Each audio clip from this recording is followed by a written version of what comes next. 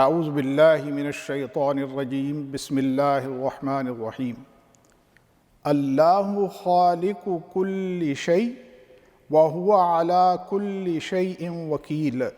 سورہ زمر آیت نمبر 62۔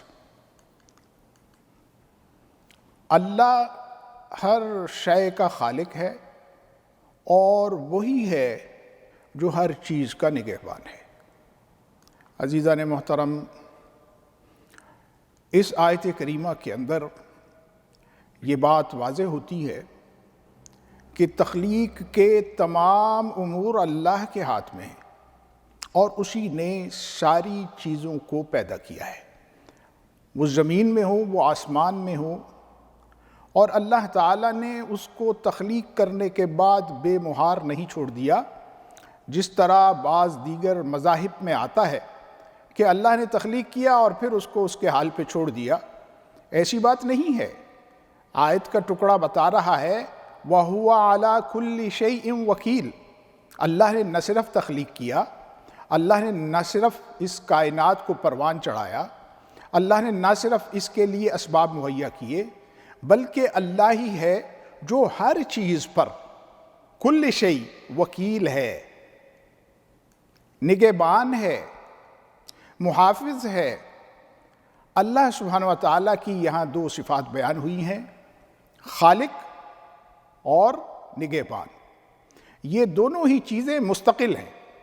خلاقی اسی کا کام ہے اور اصل میں ساری کائنات کی نگہبانی وہی کر رہا ہے، ہماری نگہبانی بھی وہی کر رہا ہے۔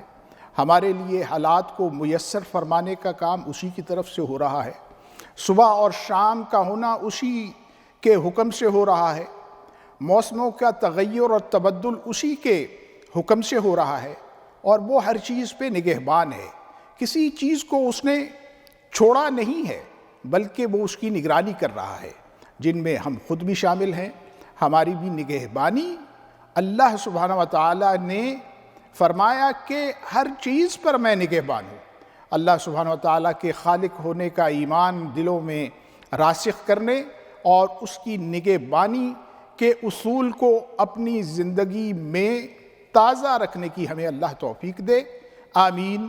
وصلی اللہ علی حبیبہ محمد وعلی آلہ وصحبہ اجمعین۔ صلوا